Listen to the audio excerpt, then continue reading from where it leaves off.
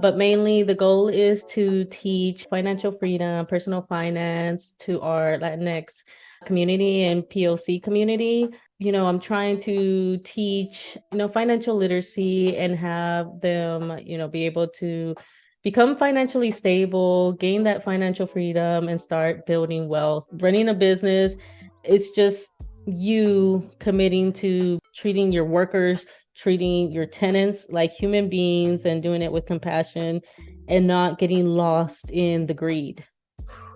Welcome back to the Transaction Care Podcast. I'm your host and resident care coordinator, Lillian Hernandez, but you can call me Lily like the flower because we are learning and growing together. My goal with each episode is to demystify the business of real estate and leave you empowered to start your journey today. My guest is a prime example of that, and I'm glad to have her on the show. I'm going to run through her bio and just let her tell you the rest. Violeta Sandoval is a First Generation Mexican Immigrant. She is the creator of MoneyChisme, a platform geared to teaching the Latino and Latinx and POC community personal finance, real estate investing, and entrepreneurship. Her mission is to help the community gain financial independence and financial freedom and start building wealth. Violeta is a real estate investor of over 9 years and an entrepreneur. She started her journey after joining the military and currently still serves as a naval officer. She purchased her first home in 2014 and house hacked it. She then leveraged that to build her real estate portfolio. She now earns over $50,000 in passive income and growing. Wow. She hopes that by sharing her journey, other Latinx and POC will become inspired to start real estate investing. Wow. So welcome to the show, Violeta. How is your day going? It's good. Thank you so much for inviting me on to your show. I'm excited to be here. Of course, of course. So fun fact, just a little background before we really dive deep. I first, quote unquote, met Violeta via TikTok. She commented on a video that I honestly wasn't even going to post that day. Anyway, just goes to show, post the content. But she asked me to be on her podcast, MoneyChisme, and I said yes. So here we are. So I highly recommend you go check out her podcast. My episode is episode 13. I had a great time. And it was only right that I had her on this show as well, Transaction Care. So to kick things off, let the people know what is MoneyChisme and what's it about and why did you start it? Oh, yeah. So MoneyChisme, I created it just to be a platform. It started off like as a blog idea, but then I just created like the website and created a platform. So it's a blog, it's a YouTube channel, it's social media, and it's going to continue evolving from there. But right now it's mostly a blog and YouTube and social media and TikTok. But mainly the goal is to teach, financial freedom, personal finance to our Latinx community and POC community. And I'm trying to teach, financial literacy and have them, be able to become financially stable, gain that financial freedom and start building wealth because we are lagging pretty behind. So I want to be part of that solution.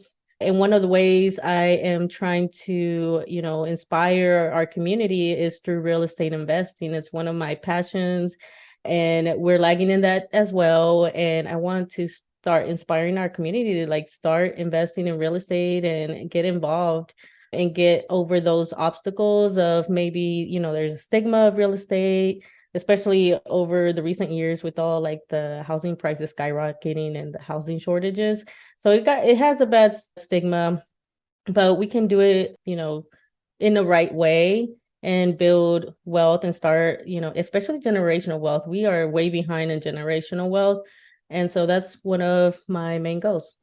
I love that, and it's important to have exposure to people within the field or just access, right? And like you said, your platform, MoneyChisme, is across all platforms. It's visual, it's audio. You can read about it. And is there a website that people can just reach you in general to access Yes. information? Yes. So the website's MoneyChisme and Money, MONEY, and Chisme, CHISME.com. Perfect. Perfect. So make sure as we go through this episode, you have that bookmarked moneychisme.com. It's pretty easy and it'll be in the description of this episode. So let's get started. I know a lot of people probably, they're it piqued their interest when I said 50K in passive income, but I'm pretty sure that that didn't happen overnight. Or maybe it did. I don't know. And I want you to tell us how your journey in real estate began, because for those out there that you said, culturally we may be lagging in certain areas of, economics and whatnot, but how did you get started and what inspired you? Or was there a person that motivated you? Was it a book? Let's start from the beginning. You said you're in the military, but how did real estate become a part of your life? Yeah, so for the most part, like we all kind of like strive to get, your first home, and that's your main goal, right? That's as far as you go as far as real estate. And that was my mentality as well, was that I wanted to have my first home. I got tired of renting, and so in 2014 I was finally able to, build my credit score up enough to be able to apply to the VA home loan. So I was able to use that program. It's a program geared to the active duty and veterans. So if you're eligible for that, it's a great program. If you're not using it, you're missing out. There's other programs as well if you're not in the military. But for the most part, we all kind of like focus on just getting our first home, right? And that was my mentality as well. And so in 2014, purchased my first home. I bought a 4-bedroom home in Virginia. It was in a little, my friends made fun of me because it was like in the boondocks. Nothing was developed at that time because that's what I could afford, right? You hear like 4 bedrooms, so you're like, oh my God, wow, for first home. But it really, it was not all that, like, but it was a good starter home. It was in an area that was coming up. And I like even then kind of saw the opportunity in that. I was like, oh, they're starting to build it up. Yeah, it sucks right now, but they were developing. And sure enough, by the time I left, they had like build bars and restaurants and like a shopping center. Like it was booming and more housing. But the way I started kind of real estate, I kind of stumbled upon it. So in my bio, it talks about like house hacking, and it's basically the same mentality of like having roommates. That's basically what it is. But the thing is, you are the landlord. They are paying you. And so that's a benefit for you because it goes to your pocket versus like to somebody else's pocket versus, in a regular roommate situation. So it's called house hacking because you can lower your expenses that way. And I fell through that. Well, I fell on that because, I mean, I had a 4-bedroom house. Like, what was I going to do? And I had a friend that needed a place to stay. And he was like, hey, can I rent out one of the rooms? And I said, sure. And then so I ended up house hacking. And then, like, slowly as I started, being a homeowner, you start looking up stuff.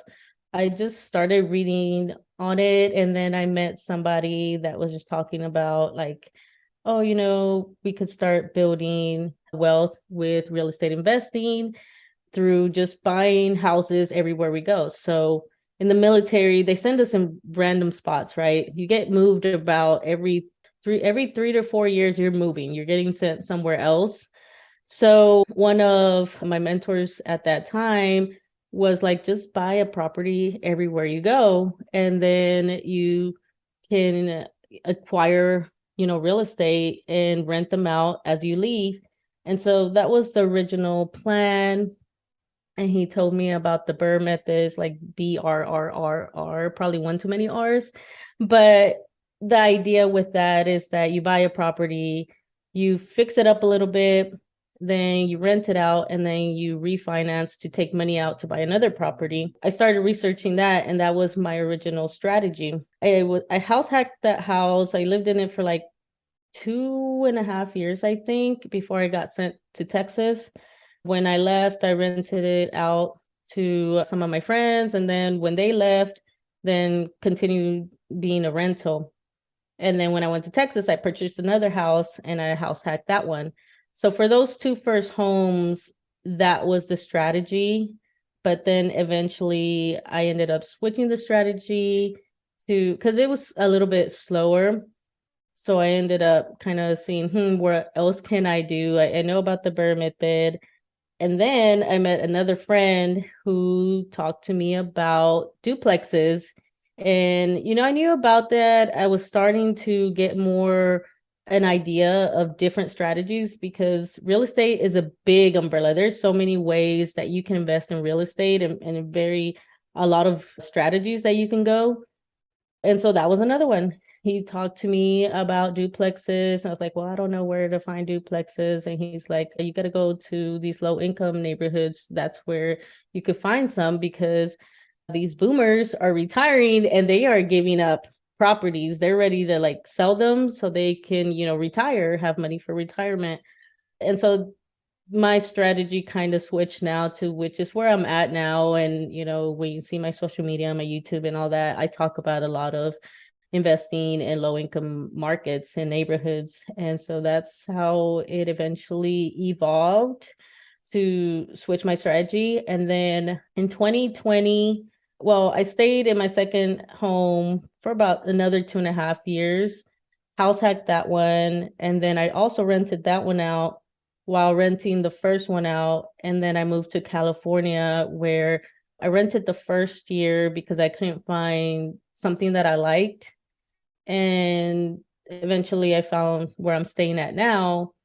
And all those three homes I bought under the VA home loan.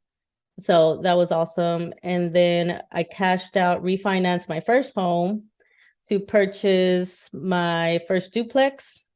And then after that, because I was switching my strategy, I sold the first home because I still had equity. And I was like, you know what? I like the idea of having a duplex because you have two tenants versus one tenant. So, if one tenant like leaves, you still have a backup tenant to pay the mortgage. So I sold the first home and I sold the second home because it wasn't the amount it was rented for, it paid the mortgage, but it wasn't like making me money either. So it's just like, you know what? I'm going to bail out of the first two homes, use that money to buy my second duplex. And then now I've saved up with the rent money and all that to purchase a third one this year. And so slowly growing, slowly chugging away. That's awesome, man. You already mentioned, I was taking notes while you were talking because I was like, there's so many points that I don't want people to miss, or maybe they went over their head a little bit because you took a lot of initiative, because jumping into real estate is not easy. It's basically like jumping into the deep end every single time. And even though you know how to swim, sometimes it can get exhausting just swimming in the same place over and over again. Yes. And like you said, you took advantage of the VA loan. So like you mentioned, there are many opportunities out there for people to get loans and grants and things like that. And you started off with a roommate situation, what I mean? You're like, this is a lot of house for just, maybe one or maybe two people, but yes, how can I bring this and, make this work to my advantage? And that decision alone sparked your curiosity. And then it almost like a domino effect created this whole lifestyle that you now are upholding and maintaining.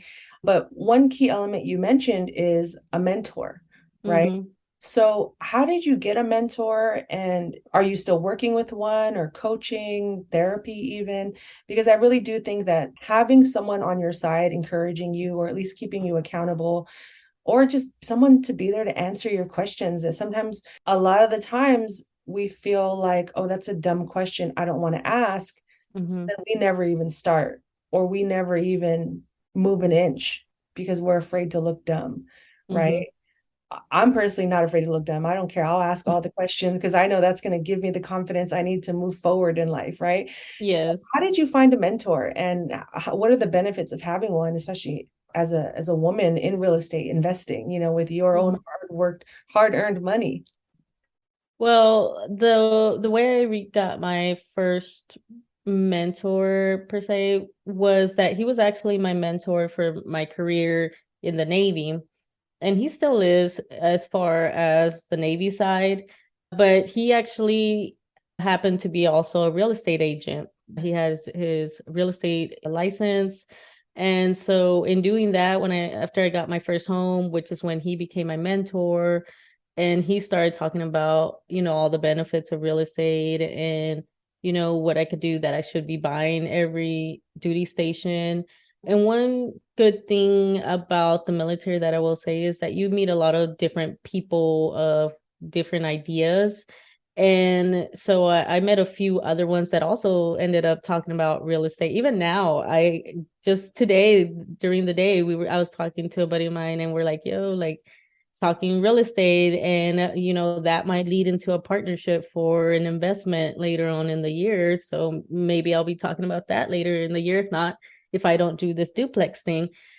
But you just start talking to people. You never know who knows what. Like him, I didn't know he was into real estate either, and I've worked with him for like a year, and then just like a random conversation, and didn't realize that he was doing the same thing. And so I got a mentor that way, and he helped me get my first, like not my first home, but guided me after that to start thinking about real estate investing.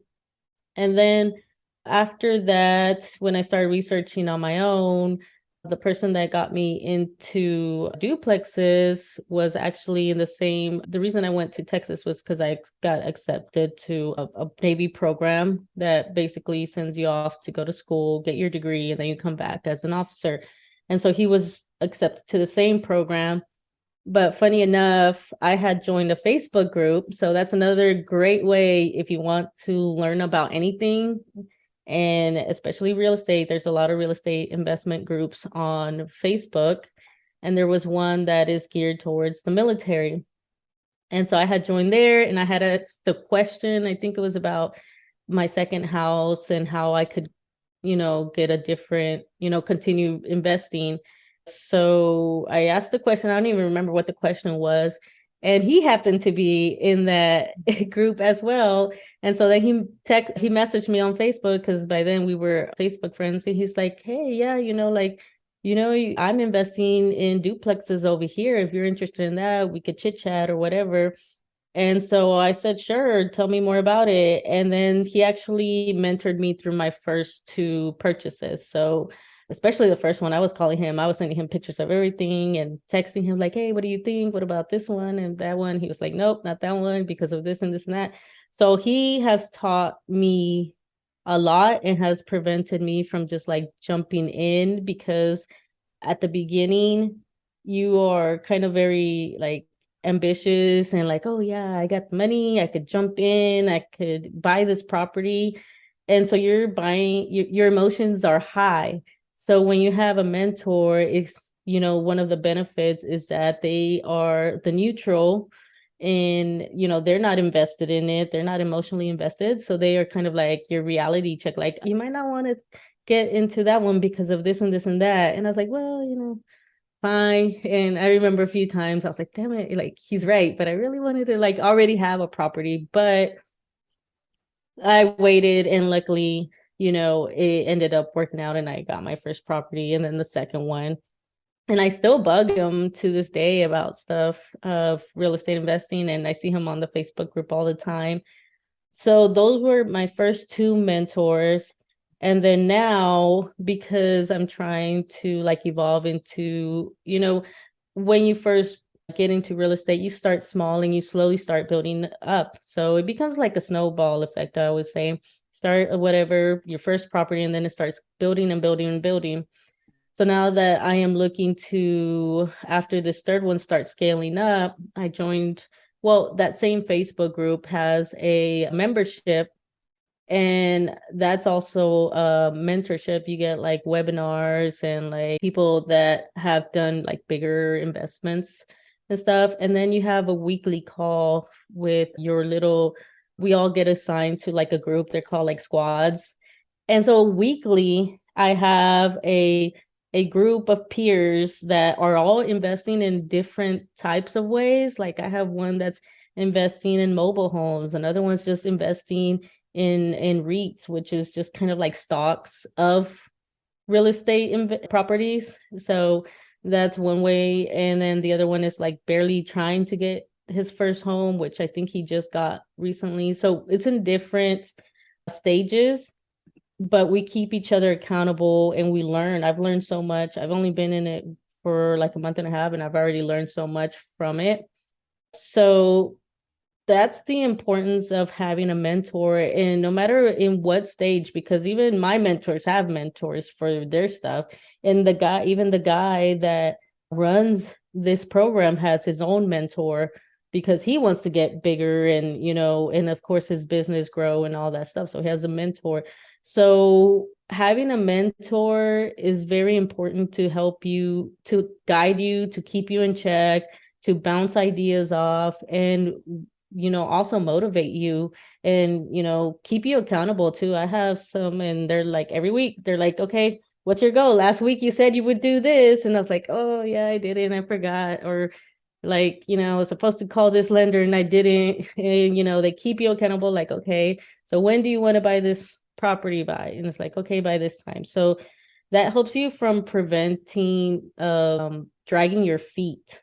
Mm-hmm. So in every stage, you should have some type of mentor. And there's lots of free mentorship too, like the Facebook group. I didn't have to pay to be a member, like a membership, because he provides a lot of free content. He provides lots of free answers. But I like the aspect of having like the free webinars and stuff, because instead of me just like purchasing each time, I was like, might as well just have the membership. And I like the weekly calls and all that stuff. I thrive on like mentorship when it's in the group, because I learn a lot. So I really thrive in that. So I definitely recommend that you need to have a mentor.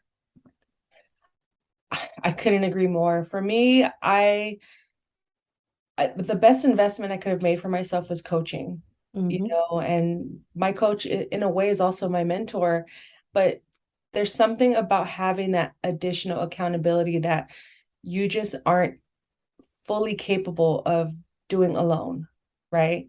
And that's something I had to learn too, is like, well, why am I procrastinating? Why, and now I ask myself, well, shout out to my coach. She's episode 19 of my show. Go listen to her episode. But she suggested I ask myself every week, like what would make this week or today successful?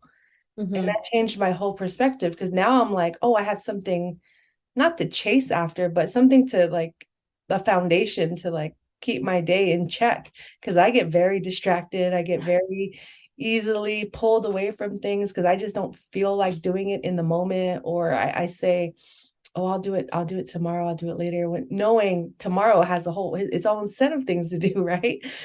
But you did mention something important that about having a mentor is they aren't mentally attached, or they're not mentally invested in the way you are about the situation. So they kind of give you that perspective of like that logical perspective, because you think, like you said, I have all this money, take it, I need to have ownership. But there are certain ways about having the right type of ownership versus what is right for you in that moment. What can you afford, and what can't you afford? Is this even a viable plan? Do I have a plan, right? And it's good that you had that. I actually did a interview previously with another investor, and she said the same thing. She said that she is a year in, and if it wasn't for her mentors, she would have quit her job before it was, prematurely, and she would have thrown her every penny basically into this and not had any real guidance or foundation behind it. And it's not to say that you can't do that, because for some people that does work. For others, it may not. But to have that outside perspective of like, well, I've been in it and I'm not telling you what to do or how to do it, but this is what I suggest. And these are the possible outcomes from that. But you talked a lot about so many big topics right there. And I just want to side note, a REIT is a real estate investment trust. And it's basically, to my knowledge, and I'm not a financial advisor or a stockbroker, nothing like that, but you can buy fractional pieces of big developments and commercial real estate as a stock.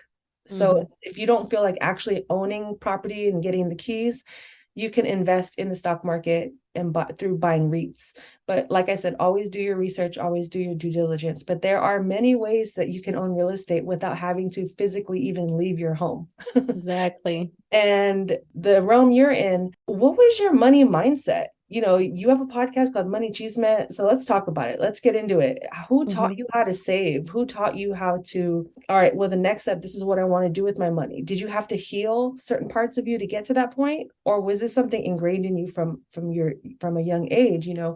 Did you see people buying homes, or was this just like, I'm an adult now, I got to figure this out? No, yeah. Well, I will say one thing for sure, and I'm sure like a lot of first gen like Latinx community and I mean people of color too, like the one thing like money advice that we do get our parents is to save. So like saving was no problem. I mean it's a problem now because I still like spend, but but it's I spend more responsibly, but like with saving, yeah, my dad and my mom was like, "Oh, save everything. You got to pay everything in cash and all that stuff." And eventually, when I got older and I had to like purchase my first car and all that stuff, I had to learn about credit score because I didn't have a credit score when I had to buy my first car. So that messed me up a lot because I ended up with an 18% interest for my first car. It was a used car too. It was a gold Honda Accord. Love that car to death. And I freaking run that car to the ground. So I got my money's worth, regardless if I overpaid for that car. Like that car lasted me like almost 10 years until like I eventually gave it to my dad and he just sold it. And then I bought my new car. Well, not new, but because I will never buy new. That's one thing I will not do. I will buy used. And that is a so, but new to me, new to me car. And so that was the first step that I took was like, how do I build credit and all that? So obviously the car was the first thing. When I joined the Navy, they gave me a credit card, was like $500, and now I'm like way up there. Like it's pretty crazy to see. Like, oh man, I remember like I started with no credit score, like they barely let me borrow $500, and I was like, here's money, you take it, It was like I went from barely being able to borrow 500, and like with this house, they were like, oh, here, you could go up to 1.2 million. I was like, yeah, I'm telling you, like when he told me, now mind you, it was with my husband, right? But regardless, like I had together never imagined that they would allow us to borrow that much money. Right. And so I was like, what? And we're like, nope, we're going down like half of that. Half of that is the max. And the real estate agent, of course, like, well, you could go up a little higher. Nope. No, they're always No. I am staying within my limits. So yeah, I started off with learning about my credit score and then finding ways to, save and use my money wisely. But at that time, I had my home, so I made sure my bills were paid. And at that time, I wasn't like saving too much. Yeah, I saved a little bit, but I was just living life, I was house hacking that house. So like I had extra cash and I was using it to pay for some of my school. I was still going to school at that time, even though the Navy paid for some of paid for the classes, but I still had to pay like the books and all that stuff. And I would eat out all the time and, go party it up. So at that time, I wasn't really doing too much, financial stuff until I got to my second home. That's when it started like, all right, I need to start figuring out this money situation. And I started learning about different like types of budgets. And so I started reading about it and different ways. And my favorite one was, splitting your money into like 4 or 5 accounts to like, hey, this one's fun money and this one's for saving, and this one's for emergencies, and this one's for travel. Like right now I added a travel one and, bills, emergencies, all that. So I started doing that then. But when I got to Texas, when I was going to school, I had a lot of time. I was living the life because I was getting paid to go to school and my school was paid. So I started learning a lot about money at that time because I had extra money. Like not only I had my salary, but then I could get internships and that was money. So that was extra money. So I originally started doing kind of a little bit of entrepreneurship. So I started doing kind of like reselling, started off thrifting, and then I was like, oh, I could sell some of this stuff. Okay, cool. So then that became a hobby for a little bit. I still was looking into real estate investing because, I was interested in the Burr method. And I saw, I think on Facebook, I don't even know where I saw it. It had to have been on Facebook, but I saw like an ad of like a seminar, a workshop in Houston, and I went to it and I learned so much of real estate investing and different ways that it could save you on your taxes, all a whole bunch of stuff. And so that just started kind of like, turning the wheels, like it kickstarted it to start real estate investing. And so over time that just evolved. Then I met that friend and then he introduced me to duplexes. And so that kind of led it that way. And each year I still learn something about personal finance. So it's a constant thing. It's a big umbrella. So like don't feel like bad about that you don't know everything, because there's so much. There's about like investing. Oh, at that time I was also learning about investing, except we in the military have TSP. It's kind of like a 401k or whatever, but for the military. And so then I had to learn about that and come to realize, or come to find out, that I had all my money in the government fund, which is the worst freaking fund that you can have, because it's just like barely making any money. And I had that like for 6 years. So eventually I finally, yeah. So I missed out on a lot of money and I ended up switching it finally. But you learn. So you got to give yourself grace. If you don't know, you don't know. But now you know, and now you fix it. And so, even then, so I started learning about, the stock market at that time, and real estate investing, entrepreneurship through reselling. So I was starting to try to build a business through that. So I was doing a lot of that because I had a lot of time in my hand. But and then even now, I'm still growing. I'm still learning. I think maybe like a year or two ago, I started learning about credit cards and how you could start using points and all that stuff and for travel.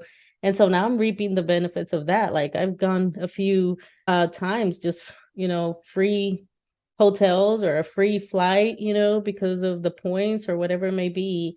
So it's a constantly learning process. It truly is. It truly is. And you do, don't be afraid to fail. It's a part of the game, and it's a lifelong game. I've had my ups and downs. I've had probably more downs than ups, but when we do get those ups, they feel so good. Mm-hmm. And one of the messages that I constantly, relay through my platform, through my podcast, through my YouTube, all of it is simply just to know your numbers, right? And that may look different for everyone. Even in the midst of having debt, I think it's important to still know your numbers, and each day just kind of dismantle that wall of fear, of overwhelm. Like, I'm never going to get out of this. I'm never going to be able to, make more than what's in front of me. But you mentioned you were doing reselling, side hustling. I still dabble in reselling. Like Mm-hmm. my goal is to post one thing every week just to keep it going, because Yeah. you just never know what it'll pay for. It could be your phone bill that month. It could be a nice dinner. It could be the smallest of things, but there's something about getting even just a couple of bucks that you didn't expect in your account that boosts, for me at least, it boosts my confidence in a way. But how did you, and like you said, credit cards, points. I love that. I love that you brought that up because, like you said, it's ongoing. It's forever. It's not, you don't have to know everything at once. Give yourself grace. But how are you maintaining all of these different sources of income? And many could be 200. But Mm-hmm. for whatever it is to you, what does that look like? Is it through an accountant? Is it through a bookkeeper? Do you do it yourself? What is the process for you to know your numbers, but to also make sure you're staying, in the green, or at least close to it or way above it, right? Anyway, I know it was like a big question, but basically So how are you keeping track of everything? Okay. How do you know your numbers at this state of your experience and your investments? How are you keeping track of everything to know what's going on? Because for some investors, they may leave it up to their accountant and never look at it ever again. And then Mhm. there's other people that may be too afraid to look at the numbers or think they don't have to look at the numbers. So what are you doing to keep track of everything at this point in time? So for me, so one, like definitely don't be afraid. I mean, you're gonna feel that guilt, and it's kind of like ingrained in us, especially with all the personal finance bros that have been, out in the world, and they're constantly like making you feel guilty about like your situation. Like, oh, there's no reason you should be like that. Or like, they don't know your situation is not cookie cut. Their situation does not apply to you. And, you know, you didn't know some things at that time, or you couldn't do some things at that time. So just like one thing that I like to advocate for is to, get rid of that guilt. I know I had a lot of guilt throughout, my journey, and feeling like shit because like, damn, I'm like almost in my 30s. Well, at that time, right? Almost in my 30s. And all these are like, I'm a millionaire by 25. I have 20 properties by age 20. And it's like, what, how? Like, so definitely, change that mindset and definitely start looking at your numbers. It could be scary. You can get that shame, but the only way to fix it is to like actually start looking at it and stop avoiding it. Cause I know I did that at one time. It's like, you know what? I'm just not gonna look at it. If it declines, it declines. And then I was like, oh shoot, luckily that never happened. I was a spender, but I wasn't that big of a spender, like, so it balanced out. But eventually, once I started learning of different types of budgets, I started creating different accounts.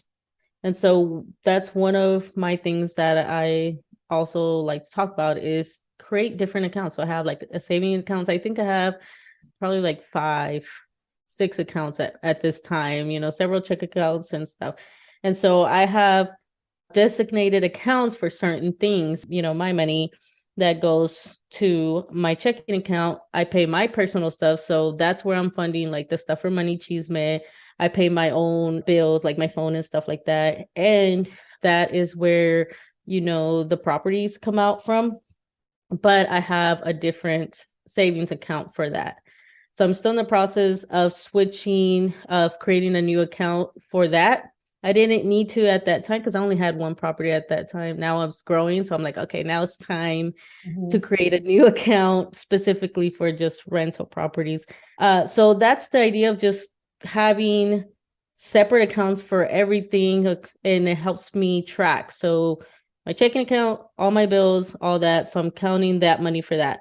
Then I have the one for the rental property. When it comes in, I know exactly the mortgages, and everything extra, I move it to the savings account. And that's for emergencies for those properties, for if I need to fix something or whatever, or just, savings in general so I could buy another one later on.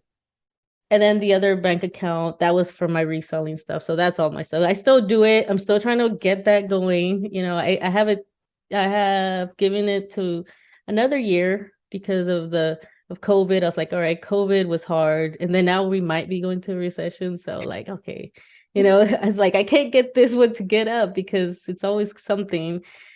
So but I have that money and those funds separate as well. So when it comes to keeping track of everything, one, my properties, I have a great property manager, and it includes the bookkeeping. So at the end of each month, he gives me the sheet of what they did, the rents, what they charge, and everything. And at the end of the year, I have something to give my tax person. So she just did my taxes. I give her all of the like, here's this crap and you figure it out, and then she gets it done. And so I just make sure that throughout the year I'm kind of tracking. For MoneyChisme, it's just a basic spreadsheet right now because it's not like it's still fairly new. And then once I start like actually generating like income and all that stuff, then it's going to have to like I might have to get like a bookkeeper or something. once it gets like crazy. But right now I can still do it in a simple spreadsheet. Same thing with the reselling one. And then for my properties, I don't have to do it because the property manager does it. So, and then as far as my personal finances, it's just a simple budget as well, which at this point I've kind of have it. It's become a routine. So once you have like a budget, and then the first few months you're tracking it, but it becomes a routine. Like, okay, I need to have this much to pay this. Everything else gets sent somewhere else. So that's how I've been keeping everything. No, that's great. I appreciate that. And that's key, is separating your funds. Because I think the standard growing up was like checking and savings or just cash, right? But if you want to have a stronger money mindset and actually knowing where each dollar is going, or even just getting in the habit of paying things, even if it's just yourself, I do the same thing. I have separate accounts for business savings, taxes, and it's just a regular checking account that I relabeled taxes. Yeah. You don't have to go to the bank and say, I want to open a tax account. Like that doesn't exist, at least to my knowledge. Yeah. You could just open a regular checking account. Now you could do it all online. You don't even have to go to the bank or call someone that works there. You can easily open an additional checking account within the platform. And what helps me on which I would like to add on to what you said, is automating things, direct deposit. It could be as low as $5, but I'm getting in the habit, especially if my spending habits were bad in the past, which they were. I had to get used to not hoarding the money, but now giving basically each dollar its own home, and saying, nope, every time I get $20, $5 goes here, $5 goes here, $5 goes here, and I keep the last five. And you start to, as it grows over time, like some people may say $5 is nothing. But if you times that by 7 days a week, or the 4 weeks times 12 months, it compounds and it grows. And, same with the stock market or real estate investing. You start with a little and you grow. You said yourself, you were barely able to be approved for $500 of a line of credit. Now they're throwing millions at you. Yeah. That is a blessing. That's like, because you put in the work, you put in the time, energy, and you said, you know what? I'm capable of doing this, but I don't have to know it all right now. I'm still learning and growing. But I'm in it. I'm in it for the long haul.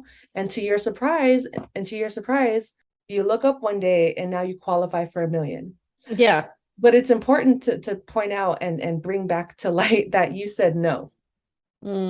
Because some people can hear, oh, I qualify for $1 million, bring it on. But because they never had that much money, it could be hard to manage, and that's why I asked you, like, how are you keeping track of all of, your investments and your businesses, big or small? Because it's the small habits that affect the big ones, right? And I've made my mistakes. You've made your mistakes. We've both admitted that, but we got out of it, and we're learning. And we're continuing to understand how finances and money works. And it's important to have these conversations. And you actually brought up the perfect segue, is you mentioned a property manager. So as a real estate investor, running your own business, being an entrepreneur, how did you know what types of people you needed on your team, or to at least have as a phone call away? Because unless you're the one doing the renovations and the cleaning and the, the plumbing, maybe you are, but how did you gain trust of those people? Or what is it, trial and error, referrals? How do you go about doing that as an investor? Like, oh, wow, I actually need these types of people. What was your process behind that? So for both the real estate agent and the property manager, I learned the hard way, like, and that's, some things that, are kind of like, well, sometimes you learn the hard way, but if you have a mentor, once again, putting it back to the mentor, like that could save you sometimes some headaches, some money, because I definitely lost money with some of those mistakes and just learned a lot of lessons. So for my first home, it worked out, but there's lots of things that I could have actually for my first two homes. Had I had a better real estate agent, there's lots of things that I know now that I could have knocked some money off that price. So I should not have paid, that amount on those properties because I could have nickeled and dimed them down, Yeah. But because I didn't have a good real estate agent that was, Negotiating and yeah, negotiating, they were just trying to get the deal done, right? Mm. Especially the second one was just trying to get the deal done. And I didn't know better. So I'm like, okay, cool. And at that time too, I was stressing out because I was out at sea trying to buy a house because I was going to move in the next 2 months. So I'm like stressing out, right? So like also that just kind of like those two things just, ended up buying that house. I loved that house, nothing too major. I did have to replace like the pipes. So that was like 6 grand, and then the had to fix the fence, but that was kind of like my dog's doing. She broke the fence, but that's just money. But because I house hacked it, that helps so much, right? That pretty much helped with all that cost. But had I had a good real estate agent, like now, they would have been like, no, you should probably like ask for this much off or whatever, or for repairs or cash back or something, right? So now I've gotten a little bit better at, vetting my real estate agents. So the one I have for where I'm investing right now, she's freaking awesome. Same thing with the loan officer. So obviously when you're buying a property, you need to get a loan. So you got to find a loan officer. And so I got lucky with this one, with two of them, the one for Virginia and the one over here. They taught me a lot. As a matter of fact, one of them is the one that told me like, you're not depreciating your house. You need to go do that, right? And I was like, what? He's like, yeah, you should be doing this. Like he actually looked at my taxes and taught me quite a few things and talked to me about loans and stuff. And then this one that I have now, he's freaking awesome, right? We've gone to the point where it's in a relationship. Like, hey, might be looking in this next month or so. What's the market? What are you looking at? What's the interest rate? Blah blah blah. Right. So he sends me all this stuff. He's like, all right, let me know when you're ready. I will give you quotes and everything. Like, so it's pretty easy now because we built that relationship. And same thing with my real estate agent. But as far as the property manager, lesson learned as well, because he was actually my old boss when I was on one ship. So trusted him, and he was good at first, but very, very laid back, very minimal things.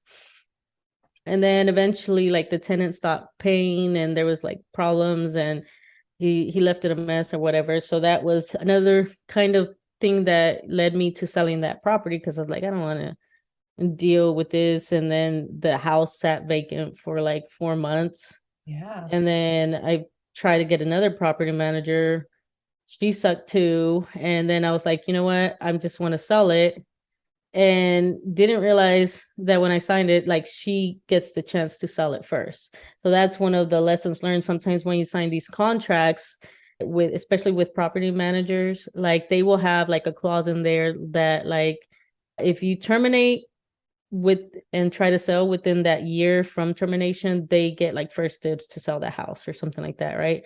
So then I couldn't even freaking fire her, right? Oh my Which, God. yeah, so because of that, that led me to realize that I need a real estate attorney, a lawyer, whatever. So you need one of those too. And I haven't found one yet, just because I need to find one. I can't decide yet, but you need one of those as well, just in case, because Yeah. in case you needed like evict tenant or whatever. But eventually I kind of figured out, I started knowing what to ask, like because I learned from these past two property managers. When I found this one was a company, and I asked them like, okay, what's your process? How often are you going to these properties? How are you vetting tenants? Like what happens if this or that, whatever. And so So far, so good. Like I'll see and they'll email me. Like it's gone so laid back. I barely do anything. Like I got, matter of fact, last week or so, I got a city violation. I got it in the mail, like, oh, you're fine because of this. And I was like, I call and they had already taken care of it. And they're like, yeah, tenant's fault. We already talked to them. They're gonna split it, blah, blah, blah. We're gonna pay it this week. And you'll see it in the report as, like taken out, but when they pay in, it's coming back in, right? They know they need to pay it, blah, blah, blah, right? So it's already taken care of. I was like, oh, okay, cool. Whenever something goes, it just sends the maintenance request to me. They already sent somebody out, and it's so automatic. Like I barely do anything. I just read it to make sure it's nothing like major, like the roof fell or something. And I'm like, oh, okay, yeah. And then I just send, okay, yeah, approved or whatever for whatever the maintenance. But if it's less than like 250, I don't even have to approve it, especially if it's like this one was like the plumber came and didn't patch the hole. So that's something simple. They don't need my approval for that. Obviously, patch the damn hole, right? Yeah. So I've learned to vet the property manager with those types of questions, just by asking more questions. Because before I was like, yeah, I need a property manager. Okay, you sound good, And Really? then it's like, yeah, just basically filling gaps. And I'm still like finding, people that I need. Just like like a year ago, I found out the type of insurance I need. I was like, okay, get an umbrella insurance, right? To cover you. And then I had to find a freaking tax person. So then I found her, but she's gonna, I'm debating if to keep her or not because she yells at me. I get in trouble with her, but she's good. Like she got me money back this year, and I was like, oh, God dang it. But she gets mad at me so easy. But she also does my taxes right and gets me money. Like Right. I was like, so I don't know. So I'm probably still be looking on. I'm sure there's other good ones that won't yell at me just because I'm learning and she has no patience with me. And so she's like, you should have done this. I'm like, well, I didn't know. Like, sorry. No one's like, I'm still learning all this stuff. So I still need to get a real estate attorney. I have a property manager. I have a real estate agent. I have a loan officer. Oh, and the insurance guy. Mm, Oh, and a property inspector. So yeah. those other two as well. And the property inspector, I also had to, I don't think I had any issues with that, but I just learned to, number one, read the inspection report better, like in detail, because I know with the first two houses, I just kind of skimmed it. And I was like, whatever. I didn't know. It was like, okay, probably inspection report. Now I'm like more detailed, especially now with my investment properties, because I want to make sure that I'm not purchasing a house that's going to fall apart in the next year, right? Exactly. And Exactly. so found a inspector, freaking awesome. He's like, "Yep, got you." Gives me a military discount. Nice. And really good. Worked with him a few times. And then the insurance guy had a little hiccup with him at the first time because he tried to like give me a higher quote. I was like, no, bro, like this other house, I don't pay that much for that house. And that house is like an actual house. This is a duplex in a low income neighborhood. You're not gonna tell me that I'm good. So sure enough, adjusted it. Now, no problems, easy. Send him the stuff. He's like, here's your quote. Got it, send it to the lender and good to go with that. So that's what I have as far as people, as far as my team. And I'm pretty sure eventually I'll figure out that I needed somebody else. No, I mean, everything you said was perfect because this is the part of real estate investing people aren't privy to. They really Yeah. have no idea how this works. Even in my 5 years of having a business, I'm not a real estate investor, but I've been in real estate for going on 20 years, and there's still things I'm learning. But one thing I do Mhm. know that takes time, especially when you step out on your own and you are in charge as the boss, the entrepreneur, the business owner, Mhm. it takes a lot of vetting. So for Mhm. any so for any brand new entrepreneurs out there listening, or even those that are in the game for a long time but just don't know how to advocate for yourself, take time to ask questions, do research, do market research, don't be afraid to speak to more than one inspector or more than one property manager. You're not going to know until you find out. It seems kind of cliche and simple, but unfortunately, mistakes do happen, and you just have to get up quickly, and learn from that mistake and find other ways to not do that again, right? And you definitely want a strong accountant in your corner.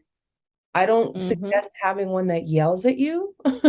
Yes, please don't. I've only stuck with her because I was like, but it's honestly, so I forgot about the tax season this year. Yeah, Not gonna lie. Like I started putting on my tax stuff and then I got distracted. Next thing you know, it was like April and it was like, oh crap, I gotta find someone. I don't have time to find somebody. So I was like back to her. So but yeah, definitely don't, get somebody that doesn't yell at you, but it's still good. You definitely need a good accountant. And I've been through so many. I think I finally found one in my 5th year of doing business. I tried doing it by myself. It was not good. I don't recommend that. I think for anyone starting a business, whether it's investing or a service-based business, whatever the case may be, definitely get you a good accountant on your side and don't be afraid to shop around. The quote goes, fire fast, hire slow. Yeah, I definitely and you're gonna have to fire. Yeah, and you're gonna have to learn how to fire people and be comfortable with that and not be afraid to say how to go. It is hard because when I had to fire my property manager, that was my old boss and stuff. I was like, oh God. And a matter of fact, like the first time I gave him a second chance because I was like, well, it was during COVID, blah, blah, blah. It might have been difficult. But the second time, it was his stuff. Like, okay, you're not following up on this, dude, because how did you not see that this was left here, that the walls were like this? Because did you not go to the property like when you talked to him? So that was that. I've had to fire 2 property managers.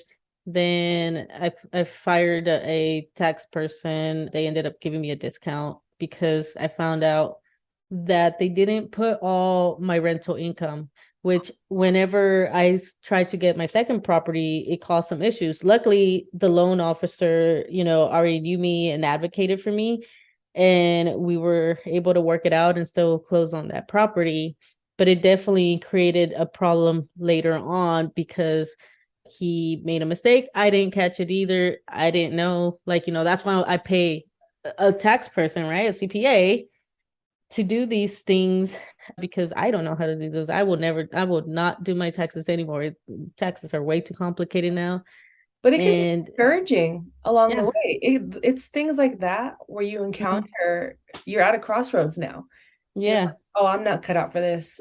I thought the people I'm paying money to had my back, but they really don't.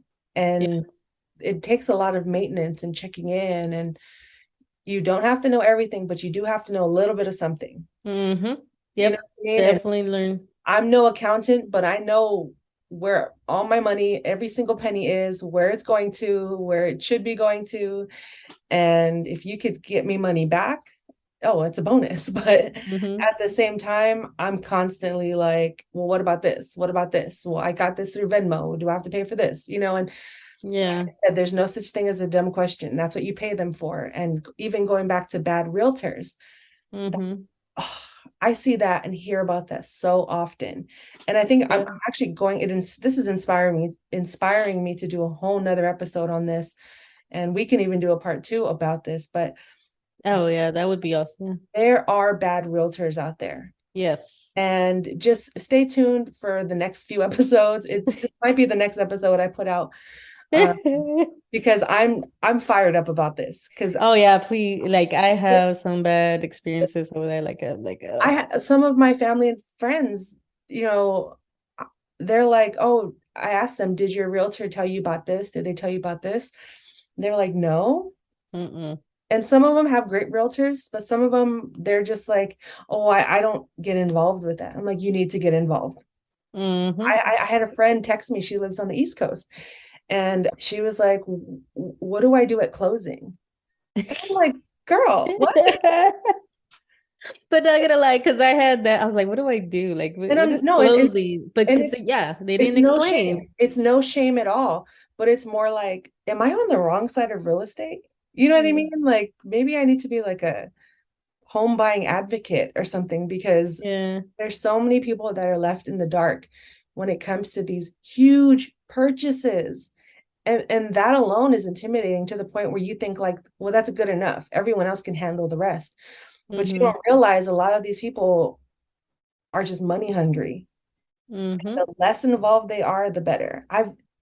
I'm doing a podcast on this. So Yeah, by believe the me, time because it needs to be talked about, like Mhm. simple things like points. I had no clue what the hell points was and what that meant, and what I was like, oh, it'll be 1 point, because the loan officer didn't tell me what it was or whatever. No. But yeah, same thing with real estate, and especially like recently because of how easy it was to sell the past like 2 years, you Yeah, had a lot of people just get into real estate because of the money aspect, because it was so easy. So you got a lot of real estate agents that only saw the easy part and got in it for the wrong reason. Well, obviously everybody gets in something for money, right? But they didn't have that balance of also making sure that your buyer or the seller is protected if you're representing the seller. So you had a lot of that versus the seasoned or well-intentioned that are actually advocating for their buyer slash or seller. So definitely have to be on the lookout. exactly. So the episode will be out before this episode drops. So just go to transactioncarepodcast.com, and I'm pretty sure Violeta will be willing to come back and we could talk about that aspect of real Oh estate. yeah, please. I will talk days about Yeah, because the horrors. that's the horror stories, right? Mm-hmm. And that's actually a good segue into my final big question. But for the most part, like you really do have to advocate for yourself, whether you're on the buying end, the selling end, or you know, the realtor, the appraiser. You all have to work together as a team and be willing to answer every question that comes across your desk in the most informative and kind way possible. Mm-hmm. We're given this knowledge for a reason. I mean, the first page of the real estate book, I have my license. I'm not a Mm-hmm. realtor. Being a realtor means I'm paying dues to my state. Having my license just means I passed the test, right? Yeah. But the first page of the book you read talks about due diligence and your fiduciary duty. The very first page. So it's Mm-hmm. not like you can say, "Oh, I didn't know."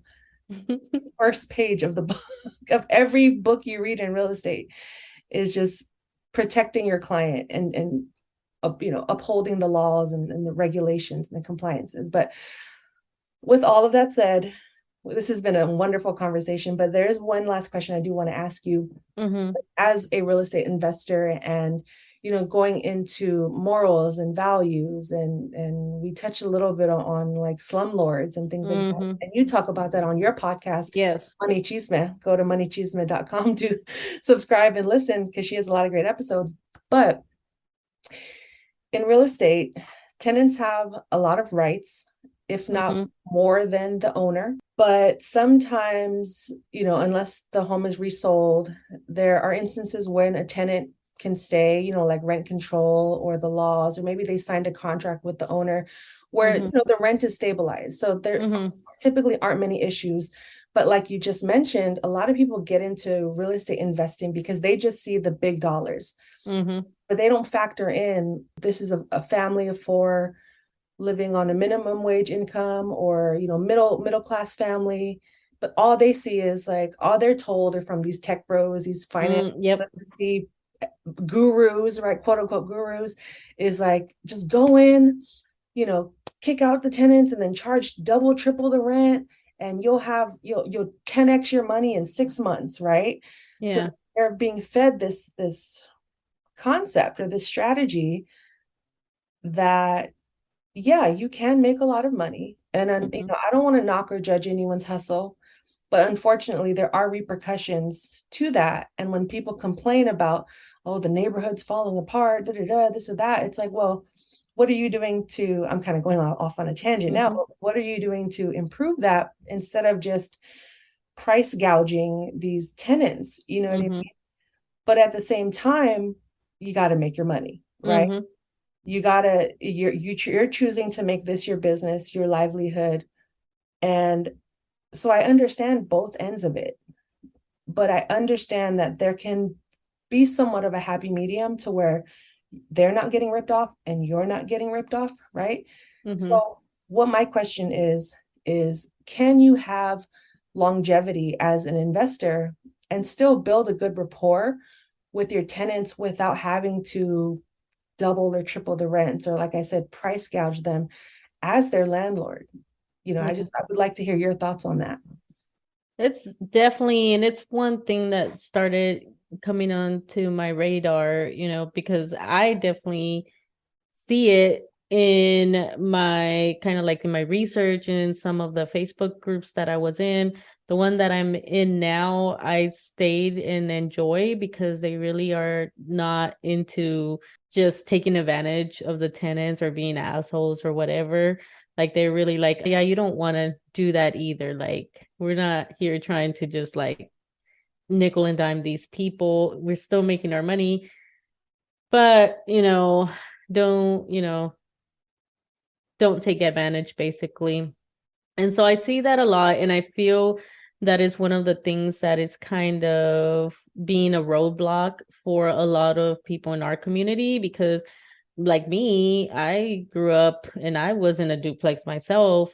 Now I was lucky enough that our landlord was freaking awesome. Like he actually helped us get our first house, like by writing and guiding my dad through like the process and what he can do. And just he was freaking awesome landlord. So I was lucky in that aspect. But we have, that experience and sometimes some other demographics don't have that experience. So all they see is money, money, money, and they forget the human element of real estate investing. And that is one of the things that I am also trying to advocate for. Like, hey, it could be a win-win situation. And hey, don't forget about the human aspect. These are human beings, these are people. You're playing with people's lives that, you can really hurt, this community by just thinking of the money. And I see it as the same way as kind of like when you start your own business. And I wanted to talk about like when I remember when the podcast that you came on, the episode that you came, you talked about even it was a small family owned business and yet they treated you like crap, right? Because all they saw was money and that the business looked full and everything like that, but they didn't have to be like that. They could have made money by also giving you a living, livable wage and not treating you like crap. And same with these big giant companies that are just like taking advantage of their workers with minimum wage while they're making like billions. And it doesn't have to be that way. And so it's the same thing with real estate investing. It's like you can find these properties even if you do flipping. I know flipping gets a lot of a bad rep, but you could do flipping in a way that you can still better a community. So for example, in the low income neighborhoods, you could go flip a house over there because they have a lot of distressed properties. And that's where I see it a lot. And that's where it kind of started coming up because I'm taking over these properties from what I just say basically slumlords. Because when I take them over, I'm like, what is going on? Like, how did you have this people living in here like this, And so I go and fix them and make them livable, safe, make sure I take care of all the safety hazards. And I am not trying to, could I get a little bit more rent? Probably. But I like my property management is that they like to be competitive. So rather than like be at the top dollar, they want to be low enough, but high enough to, still make money, but still affordable for that community. And it's very apparent because I get tenants like quick, because if I was doing too much, then, one, you wouldn't get tenants that easily. And so, yeah, you could do a win-win situations. There's lots of strategies, and almost any of the strategies, you can find a way where you can have like a mutual relationship, mutual benefits where you're providing housing and you're creating cash flow for yourself. But so often I see, especially like on YouTube and all that, like you were talking about, the real estate bros or whatever, and they just are like, oh, you could get top dollar for this and you could kick them out and blah. And they just find ways to screw people. And it's like, oh, the market went up this month. I could charge another $300. I told the tenant that I'm gonna raise the rent $300 or they gotta go because I could find somebody else to pay $300 or whatever. It's like, why risk that chance? And it sounds like easy to do, but each time you're switching tenants, you're having to eat those turnover costs because now you got to like get somebody else new. You got to paint the walls. You got to make the space rent ready. Then you got to find a tenant, go through all the background checks and all that stuff. And it's just a big hassle versus just like keeping a tenant. So especially in the market that I'm in, that's what you're going to expect to have like a long-term tenant. And I don't expect, especially for my house, my properties. Matter of fact, what was it? Like last year, my property manager asked if I wanted to raise rents. I was like, they just moved there. Like, I'm not going to. But the reason, and it was just a generic email to all the owners that they manage because of, I guess, some new law was going into place that there was going to be like a rent cap. So they wanted to ask that question. I immediately said, no, I'm good. Leave it. Because I'm making great cash flow and I don't expect to have to raise that within the next 3 to 4 years. So I would say within the next 5 years, I should be okay because the mortgage stays the same. It's a fixed rate. And then the taxes might go up and down a little bit. So, it's going to balance out. And I don't see the need to like raise it anytime soon just because I can. Like, I'm good. I'd rather keep them. I don't want to, because I did have a turnover last year and it was costly. So I'd rather just like, nope, just keep it even. I'm fine. So there are ways that you can do real estate investing, just like with anything, like I said, running a business. It's just you committing to being, treating your workers, treating your tenants like human beings and doing it with compassion and not getting lost in the greed. Well, that was today's episode. It's so true. And like I said, I understand both perspectives. Mm-hmm. I err more on the not so greedy side, Mm-hmm. when I do become an investor, because I'm fired up right now. I'm not even Yeah. Everything you've just said is a perspective I think I needed to hear. Mm-hmm. And like I said, I was listening to your show before we got on this call because I want to hear where, what is coming from your heart. Because Yeah. that's coming from here. That's your soul. That's like who you actually are, your family. Yeah. The greed part, it's just you get caught up. Yep. Especially when we grow up with lack in a state of lack Mm-hmm. or survival mode. It's like when we get a little, we're like, well, how can I get the next? How can I get the next? When it's like, are we even appreciating what we have today? Mm-hmm. You know what I mean? Like, am I even conscious of the people living in my home? What type of energy or experience am I providing them? Yep. And I'm just over here kicking my feet back like nothing's wrong. Exactly. And like you said, you took over these homes that it's like these people were living in squander. Like they might as well have been living on the streets. That's not fair. Yeah. That's not right. Like it's the simple things, like even just having the simple communication between tenant and landlord or tenant and property manager, just having that relationship and knowing like there isn't this like hierarchy. It's like, no, I want to help you. This is still my home, but I Mm-hmm. trust you to live in it and to live in it fairly and Yeah. not have to struggle anymore because we need a place to stay and to feel comfortable and to feel safe Mm-hmm. and to not be afraid of our landlords and to not be afraid that we're going to get kicked out at any given time. I mean, yes, it happens. It's sad. It does Mm-hmm. happen. And I think that way of thinking and doing business outweighs people like you right now.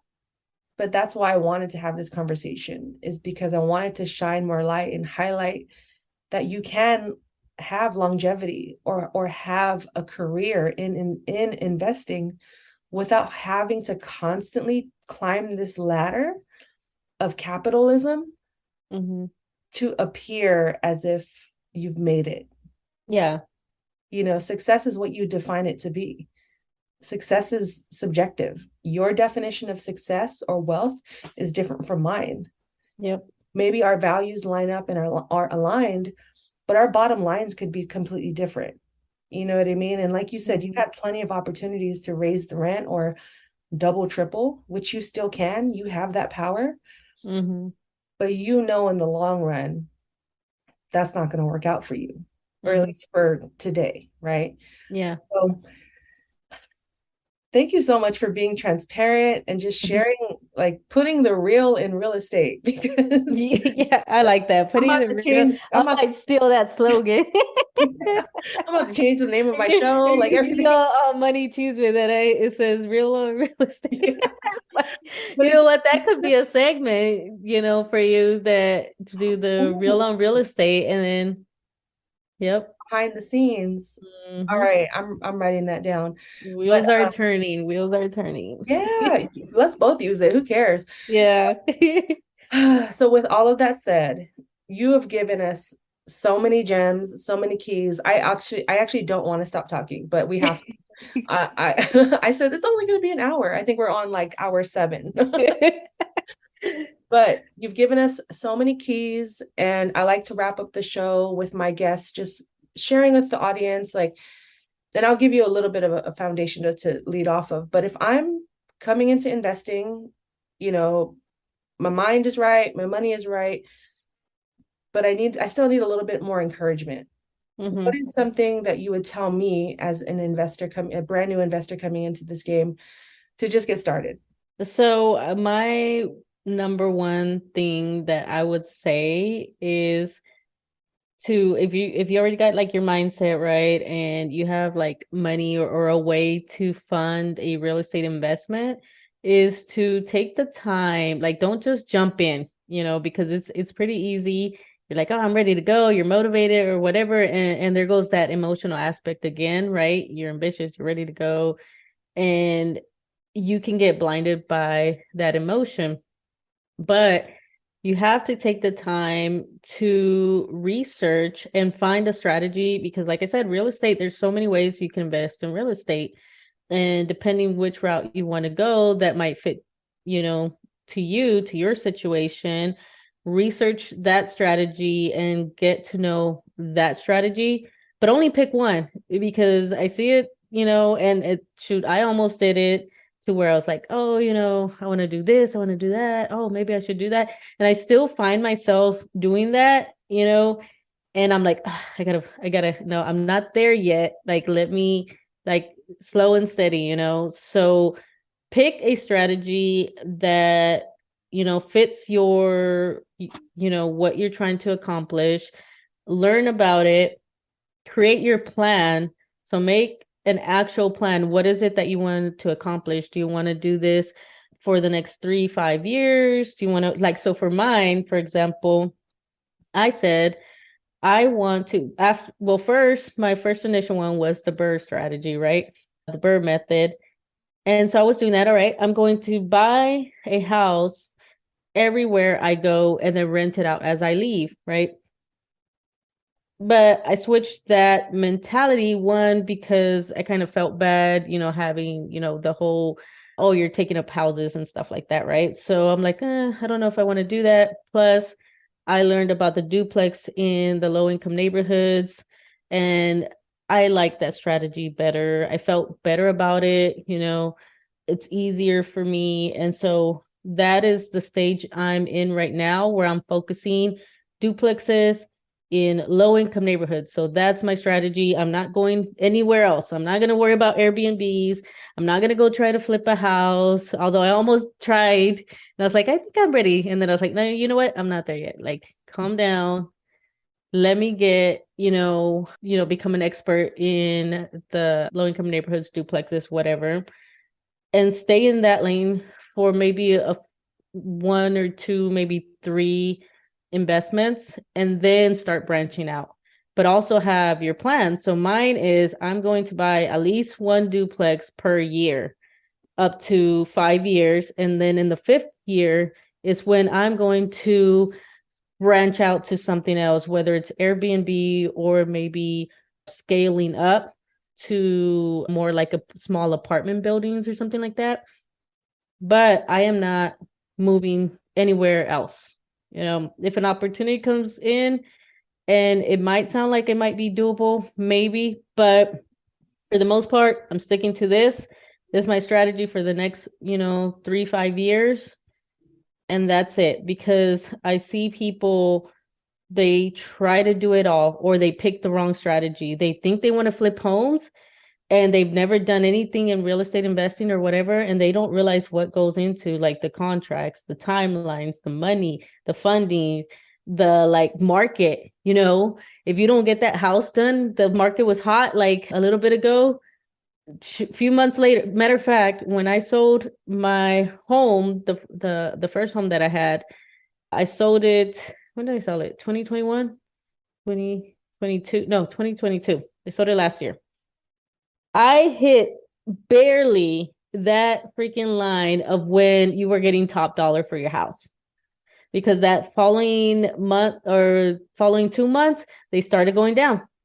So that's another thing. So with flipping is it might be hot. That market might be hot right now, and you think you're going to make this top dollar, and then bam, it goes down. So that's a very, I think, more intermediate to like expert level.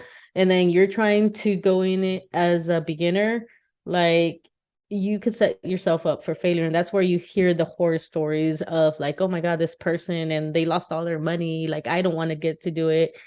Or they do rental properties, but they just pick anybody, right? They're like, oh, you could rent my property, go live in it. And then you hear the horror story, like, I couldn't get that tenant out, or they destroyed my whatever. And so that's scary, especially like when people hear that I rent in low income neighborhoods. They're like, oh, you're gonna get like some crazy tenants or whatever. Like, I was like, no, I've actually had really good tenants. Matter of fact, the tenant that I had that was bad wasn't the good one. Like the middle suburban as house. That's the one that got not necessarily trashed, but that's the one that stopped paying. And it was just a unique situation with that one. I don't have like any hate towards that tenant, because I understand tenant went through a divorce, I think, and then the COVID stuff. And so like whatever, he got out, paid him to get out. So that's what happened with that property. So basically picking the strategy, making sure the strategy is to your level. So don't try to go do something crazy when you don't have any experience, And if you do, at least have like a partner or some mentor, definitely a mentor that's guiding you throughout the whole time. Don't try to go out there doing all this crazy real estate investing by yourself. Like, pick somebody that's done it. Don't pick somebody that's doing like some other form of strategy and then say, oh, I'm gonna flip this house, but you're doing low income neighborhoods rentals. Because I'm not going to be able to tell you about Airbnbs, and I'm not going to try. And you're going to have people that try it. They're like, oh yeah, I could teach you about Airbnbs. Like, I'm not going to do that, because I don't know. I'm going to teach you about rental properties, because that's what I know. I don't know Airbnbs. I don't know flips. I'm not even going to try to guide you through that. So make sure if you do that, even if you have a little bit of experience, you always want to have a mentor guiding you. So just take your time, create your plan, and then start. Like, don't get into, we call the analysis paralysis, because you're like constantly analyzing, oh, I don't know, and trying to research, and you get stuck in the research phase and you never start. So those would be like my 3 or how many tips that was. No, that was absolutely perfect, and the best way possible to have wrapped up this great episode. You, like I said, you dropped so many gems, so many keys that if anyone out there is interested in investing, I'm sure is leaving inspired. If not anyone else, me. Selfishly, I'm like, wow, I never thought about real estate investing in this way. So I'm fired up. But tell the people how they can get in contact with you, work with you, social media, website, courses, anything coming up in the pipeline. Talk about it. Go for it. Sure. You could, like I said, it is MoneyChisme.com. I think my handle on IG is money_chisme. And then everything else, like my TikTok and YouTube, is just MoneyChisme together. So far, I am working on a course, since you mentioned it. Sign up is going to be open on March 16. So if you want to sign up, May 16. May 16, but the course is going to launch in June 19th.